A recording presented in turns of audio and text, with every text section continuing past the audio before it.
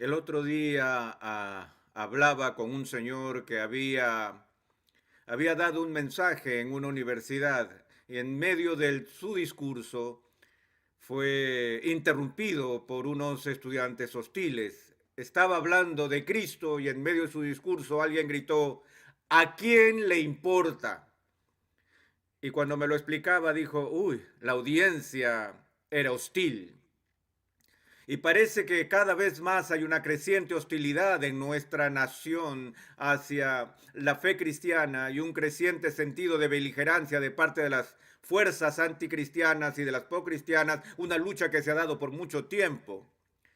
En algunas ocasiones pienso que los incrédulos en este país están muy preocupados de que los cristianos militantes traten de forzar adhesiones religiosas a través de las leyes en los no creyentes, y ellos tienen miedo con justa razón. Les recuerdo a mis hermanos y hermanas que la primera enmienda de la Constitución de los Estados Unidos protege tanto al no cristiano como protege al cristiano, y tenemos que ser muy, muy cuidadosos con eso. Pero a menudo existe este sentido de molestia y hostilidad dirigido contra los cristianos, contra los ministros, los teólogos, los televangelistas y así sucesivamente. Pero en medio de todo eso, lo que encuentro muy rara vez es que alguien públicamente critique la integridad de Jesús. Pienso, por ejemplo, en un comentario que George Bernard Shaw hizo una vez, donde él estaba criticando a Jesús. Él no era cristiano, y Shaw se refirió de Jesús cuando criticó su comportamiento. Él dijo: hubo momentos en que Jesús no se comportó como un cristiano. Y pensé que había algo de ironía en eso, que cuando George Bernard Shaw quiso criticar a Jesús, no pudo encontrar una norma moral más alta con la cual criticar que el estándar de Cristo mismo. Y como dije, cuando encuentro focos de verdadera hostilidad dirigida contra mí, contra la iglesia, contra la historia de la influencia cristiana, al parecer hay un tipo de restricción acerca de Jesús. De todos los seres humanos que han vivido, dudo que haya habido un ser humano que haya engendrado un respeto más universal por su integridad que Jesús de Nazaret.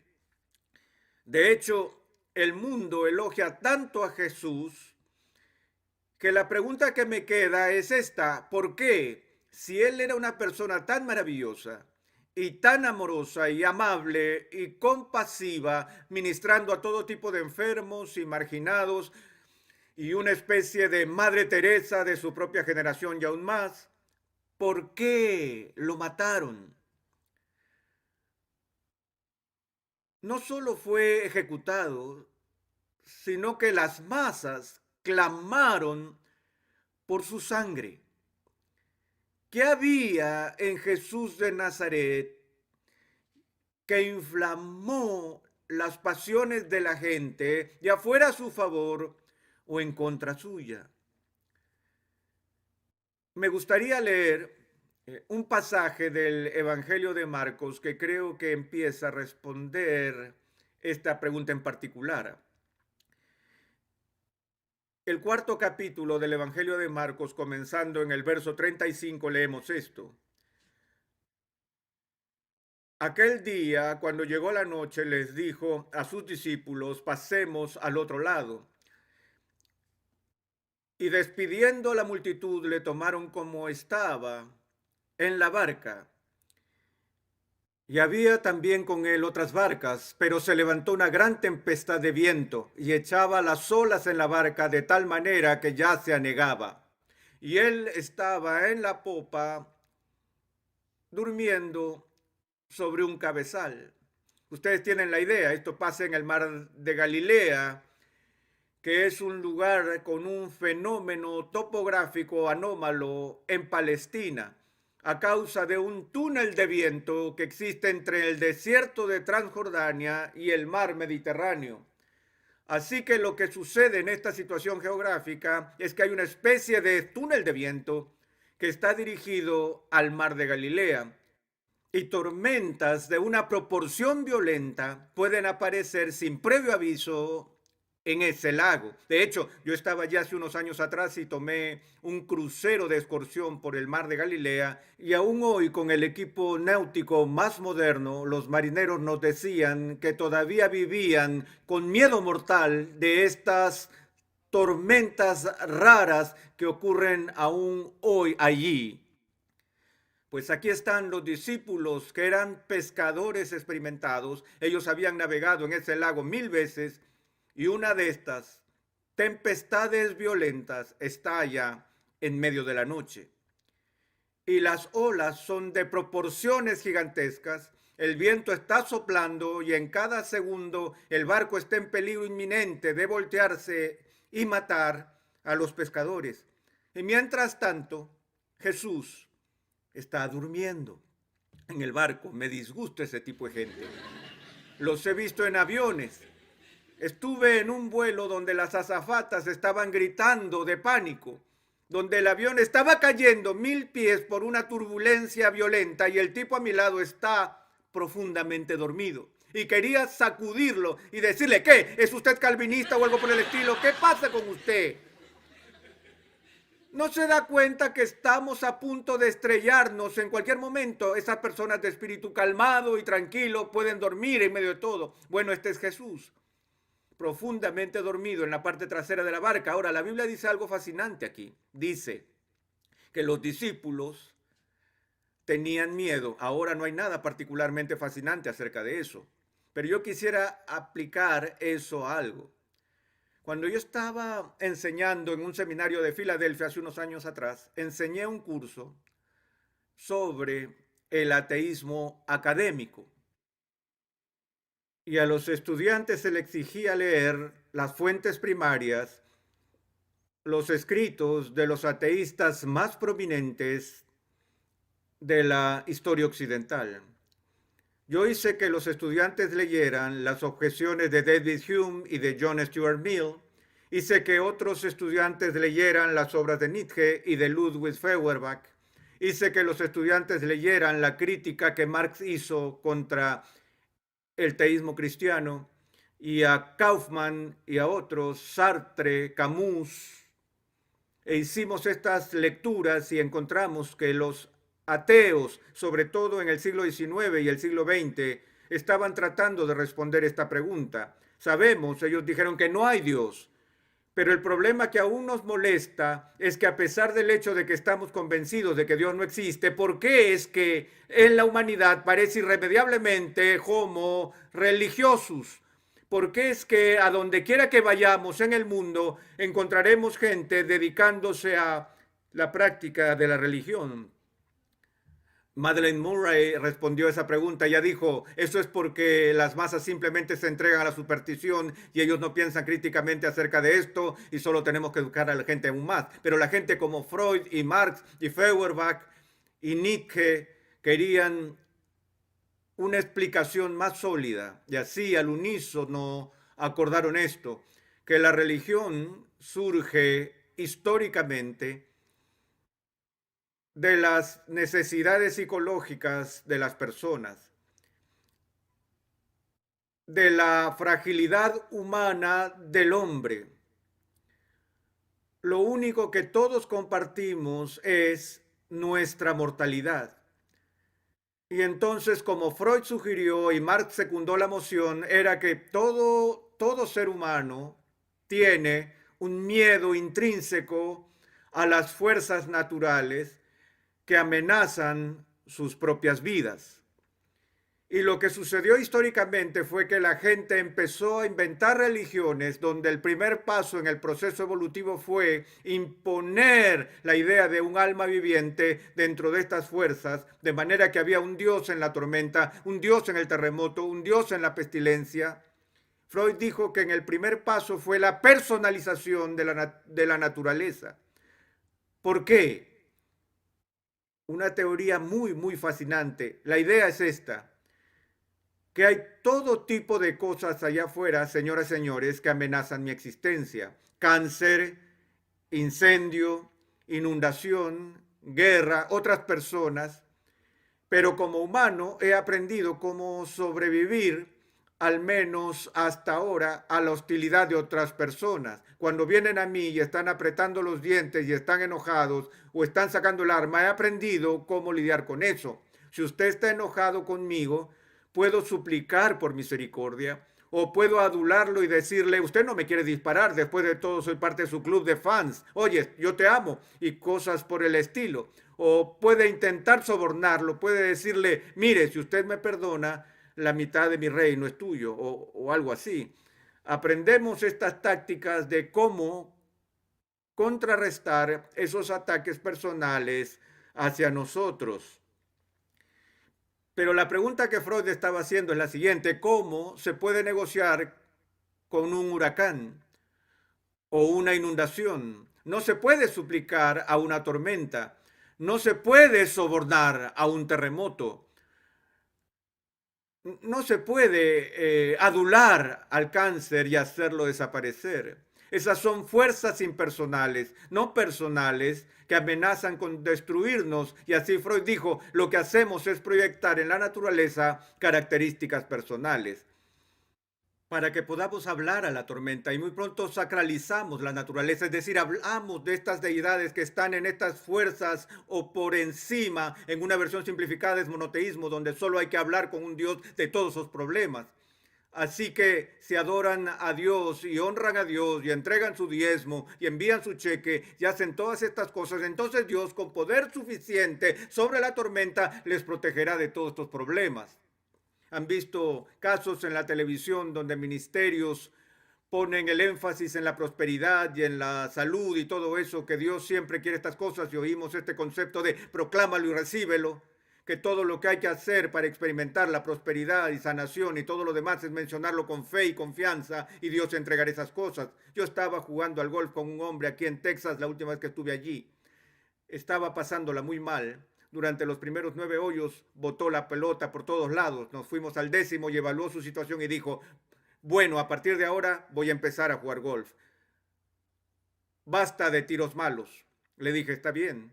Él golpeó la bola y no pasó del piso. Tomó un palo número 5, se metió en las rocas. Después de dar 6 golpes más, aún no estaba en el green. Se volvió hacia mí y me dijo, ya me cansé de proclámalo y recíbelo. Pero ciertamente tenemos una capacidad de proyectar nuestras peticiones y deseos sobre la naturaleza, como Freud indicó. Y él dijo, religión es lo siguiente, por nuestro miedo a la naturaleza inventamos un Dios. Es así de simple. Así que Dios se convierte en una muleta o opio, como Marx sugirió, para las personas que simplemente no pueden soportar vivir en un hostil o indiferente universo. Ahora, la razón por la cual este episodio en la Escritura es tan importante para nuestra consideración, señores y señores, es esta, que aquí encontramos a los discípulos de Jesús aterrorizados debido a un encuentro con las fuerzas destructivas de la naturaleza. Sus vidas están en peligro a causa de la tempestad que se levanta en el mar. Y la Biblia dice que ellos estaban asustados. ¿Y qué hace la gente asustada en medio de una crisis? De inmediato van a su líder y ellos fueron a la parte trasera del barco y sacudieron a Jesús para despertarlo y le dijeron, Maestro, haz algo o perecemos.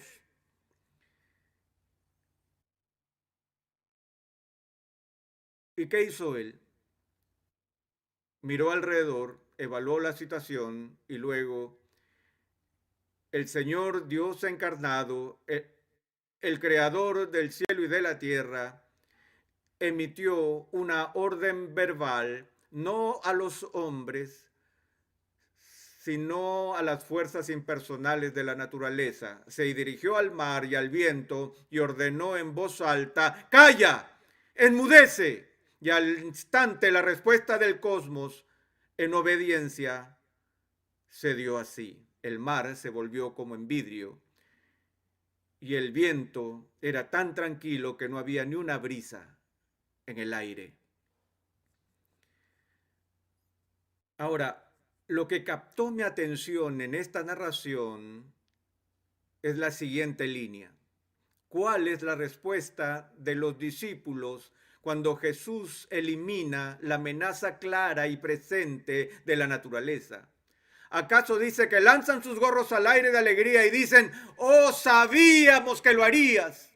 No, el texto nos dice que en ese momento ellos se llenaron de mucho pánico. Es decir, que en vez de que sus miedos se calmaron y se apaciguaron, sus miedos ahora se intensificaron. Lo que Freud no entendió, señoras y señores, es que adentro del corazón humano hay algo a lo que se le teme más que a cualquiera de las fuerzas impersonales de la naturaleza, y ese es el poder y la presencia de una persona que es santa. Y ahora los discípulos están temblando y hacen esta pregunta: ¿qué clase de hombre es este, que aún el viento y el mar le obedecen? ¿Se acuerdan que en una sesión anterior hablé sobre la xenofobia? El estar apartados de Dios, esa diferencia de Dios que nos amenaza y nos asusta. Los discípulos dicen, espera un minuto, acabamos de ser testigos hoy de una visualización de un tipo de humanidad que nos es completamente desconocido. Cada vez que ustedes conocen a una nueva persona, el cerebro tantea todo un catálogo de respuestas. Si esa persona sonríe, eso dice una cosa. Si una persona frunce el ceño, eso dice otra cosa. Si son personas altas, tenemos todas esas categorías y catálogos que utilizamos desde nuestra experiencia como seres humanos. Y aprendemos cómo estar con otras personas a través de nuestra experiencia. Hace unos años había un movimiento en este país en pro de una terapia en la cual se suponía que todo el mundo tenía que sacarse la ropa literalmente, que todo estaba visible y revelar los secretos más profundos de su corazón. Y se premiaba esa apertura de mente, ¿cierto? ¿Lo recuerdan? Y todo el mundo dijo, yo quiero ser vulnerable. Y ese movimiento duró muy poco, ya que la gente quedó brutalmente herida cuando se abrían demasiado. Eso me recuerda a la historia de 3 ministros que llegaron a los camerinos después de jugar golf y tuvieron una sesión espontánea de confesión de pecados. Y uno de ellos dijo, ¿saben que mi conciencia realmente me molesta? Estoy tratando de ser un pastor y de ser íntegro, pero he tenido esta debilidad con la que he luchado toda mi vida y es una debilidad por la bebida. Él dijo, bebo mucho a escondidas y no he sido capaz de tener la victoria.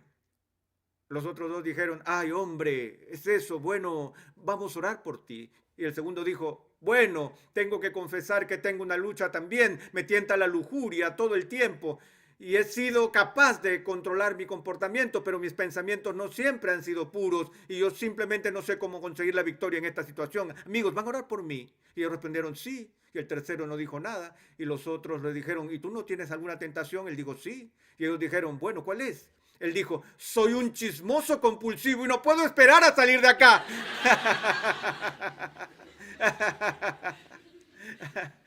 eh,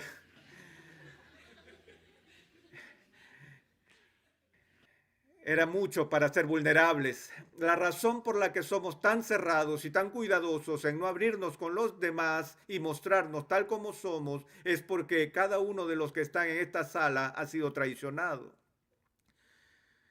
Usted derramó su corazón y su alma delante de alguien, ya sea alguien pisoteó toda su alma. Eso le pasa 2 o 3 veces a cada persona y aprendemos a ponernos una coraza encima, ¿cierto?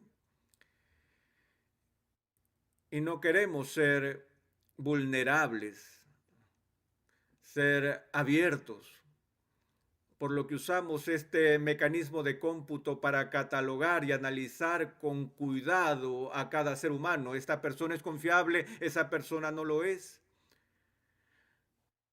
Bueno, los discípulos vieron a Jesús y sus computadoras se volvieron locas y dijeron, espera un minuto, no tenemos una categoría para este hombre. Nunca hemos visto a alguien que sea tan otro, tan diferente, tan independiente, tan apartado de lo normal que puede ordenar al mar y el mar le obedece. En otras palabras, señores y señores, lo que espantó a los discípulos es que repentinamente se dieron cuenta de que estaban en presencia del Santo. Y su miedo se incrementó. Esta no es la única vez que ese tipo de cosas sucede en el Nuevo Testamento.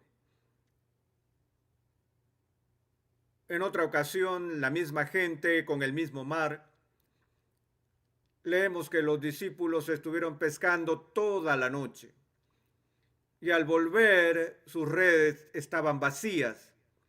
Y Jesús se acerca a ellos, ustedes conocen la historia, y le dice a Pedro, ¿cómo te fue? Y él le dijo, fue una noche pésima, no hay peces. Y Jesús le dice, bueno, Pedro, ¿por qué no tomas las redes y las echas al otro lado de la barca? Ahora recuerden que el perfil de personalidad de Pedro que muestra la Biblia es uno que lo describe como alguien impetuoso. ¿Se imaginan lo que Pedro pensó cuando Jesús le dijo que lanzara la red al otro lado? Puedo oírlo. Al menos en su mente dijo, mira Jesús, eres un teólogo fantástico, un maestro religioso por excelencia, pero dame algo de crédito, por favor. Soy un pescador profesional. He tirado la red por todos lados del barco durante toda la noche. ¿Vas a tratar de decirme ahora cómo pescar? Pero tú eres el maestro, soy el discípulo.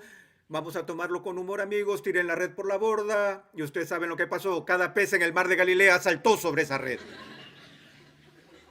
Tuvieron que traer otro barco al lado y ahora son dos a punto de hundirse porque están tan llenos de peces. Ahora, ¿qué hace Pedro? Recuerden que Pedro es judío.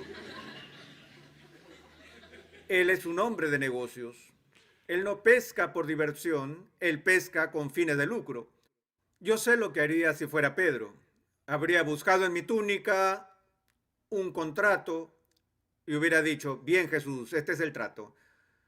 Somos socios, nos vamos 50-50, todo lo que quiero es 5 minutos al mes. Tú solo vienes aquí un sábado al mes y me dices dónde pongo las redes y eso sería todo. Es el 50% de las ganancias, eso es lo que haría yo.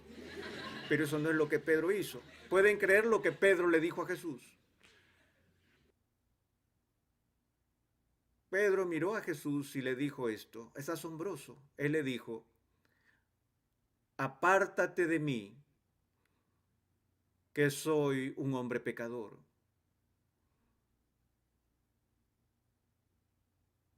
Pedro dijo, Jesús, por favor, vete. No puedo soportarlo.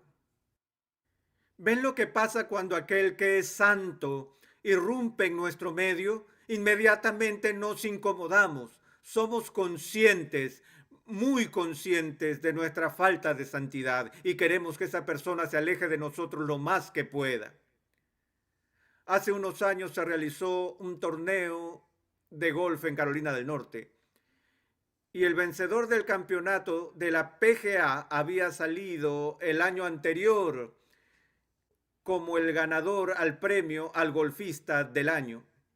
Y debido a que él se encontraba allá, iba a recibir ese premio en el torneo de este año en Carolina del Norte, puesto que también era el campeón del actual torneo. Parte del reconocimiento fue iba a jugar su primera ronda de práctica con Billy Graham, con el presidente de los Estados Unidos y con Jack Nicklaus. Estaban el golfista del año, Nicklaus, Billy Graham y el presidente de los Estados Unidos. Ese era un cuarteto muy pesado.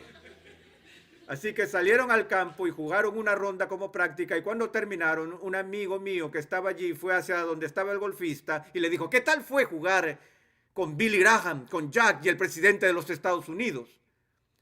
Y este golfista estaba furioso. Le respondió con ira y le dijo, lo odié. Él dijo, no necesito tener a Billy Graham pegado a la oreja hablándome de religión durante 18 hoyos de golf. Y muerto de rabia salió disparado, se acercó al lugar de práctica de tiros, tomó su palo más grande y empezó a golpear bola tras bola con furia a ver si conseguía liberar toda la rabia que traía encima. Mi amigo fue hacia él, se sentó muy tranquilo y lo observó hasta que el balde de bola se acabó. Y vino y le dijo, hey, Billy realmente te lanzó la artillería pesada, ¿ah? Y el golfista dijo, no, no. En realidad Billy no dijo ni una palabra sobre religión. Yo solo tuve un pésimo día. La Biblia dice que el impío huye cuando nadie lo persigue. Lutero dijo que esa es la experiencia del no creyente, temblar ante el susurro de una hoja. Aquí estaba un hombre que pasó tiempo con Billy Graham, quien es uno de los seres humanos más llenos de gracia que haya visto.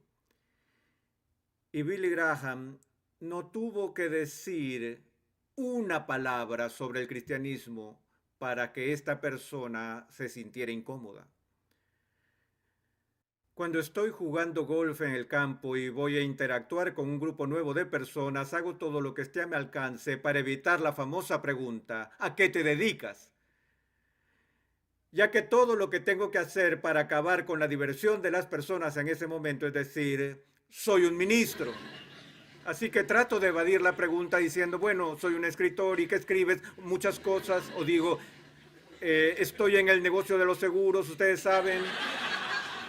O cosas así. No porque me da vergüenza de ser lo que soy, sino porque no quiero arruinarle su día, ya que tan pronto les diga que soy un ministro, entonces empiezan a retirarse y dan todas esas disculpas por su lenguaje. Las personas se sienten incómodas. Imagínense a alguien que esté incómodo delante, enfrente de mí. Eso es ridículo, pero las personas se sienten incómodos en nuestra presencia, no porque seamos santos, sino porque representamos al que sí lo es. Y es interesante ver que la mayoría de enemigos vehementes que Jesús tenía en su vida eran los fariseos, aquellos hombres que estaban dedicados a la rectitud. Ellos eran los santurrones. Y la gente que estaba más cómoda con Jesús eran los pecadores marginados. Eso era porque no tenían ilusiones sobre su propia rectitud. Pero aquellos que se enorgullecían de su pureza moral, cuando Jesús vino, los expuso, mostró su impiedad. Porque cuando llega la luz, las tinieblas no pueden estar en su presencia. Cuando Pedro le dijo a Jesús, por favor vete, Jesús no se fue. Para el gozo eterno de Pedro,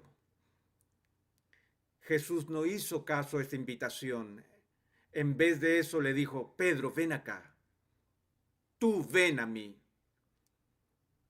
¿Estás agobiado? ¿Estás cargado? Yo te voy a dar paz.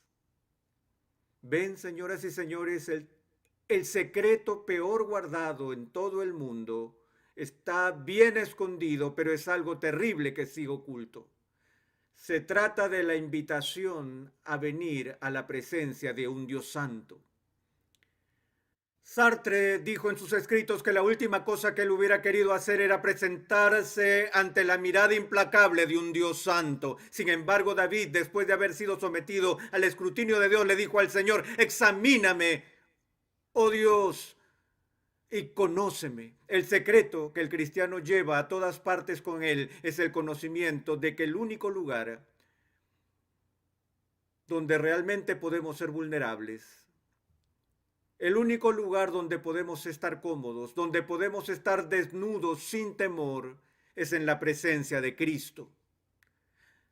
Tenemos que llegar a entender que a pesar de que tenemos incorporada esa antipatía y ese miedo hacia lo santo, Y aunque reconocemos que no somos santos en Cristo, señoras y señores, somos bien recibidos. El apóstol nos dice que los primeros frutos de la justificación de una persona son dos cosas: la paz con Dios y el acceso en su presencia. Estoy seguro que hay gente en esta habitación ahora mismo y otros que verán la grabación de esta serie que no tienen paz con Dios, que todavía están diciendo como Pedro: por favor, vete Jesús, tú me haces sentir incómodo. Y yo le digo a usted, le suplico que si ha estado escuchando esta serie sobre el carácter de Dios, considere un par de cosas. Uno, que no hay escape posible, jamás, de la santidad de Dios. Vas a tener que tratar con Él ahora o en algún momento. Por lo que le pido que ahora mismo lo resuelvas. Entiendas que hay una justicia que Dios ha provisto para usted en Cristo y que no es la suya misma, es una justicia ajena, es una justicia externa a usted, es la justicia de Cristo que se ofrece libremente para usted si es que se somete al señorío de Cristo. Todo lo que Él tiene y todo lo que Él ha hecho llega a ser suyo. Y las peores tormentas de la ira divina que se puede imaginar son silenciadas para siempre. Y Dios declara la paz. Y usted experimenta la experiencia de Isaías cuando oyó la palabra de Dios que dice: he aquí, tu maldad ha sido quitada. Ser cristiano es ser perdonado. La esencia de la fe cristiana es la gracia. La esencia de la ética cristiana no es arrogancia, sino gratitud. Y perdónenos si usted no es creyente y nos hemos presentado ante usted como santurrones, porque le garantizo que no hay cristiano en esta sala que sea justo por sí mismo. Pero soluciónelo ahora y para siempre. Oremos. Padre, perdónanos por huir de tu presencia en terror. Padre, perdónanos por participar en hostilidad contra ti. Padre, cúbrenos con la justicia de Cristo y que por una vez y para siempre en nuestras vidas podamos estar cómodos en tu presencia. Lo pedimos en el nombre de Jesús. Amén.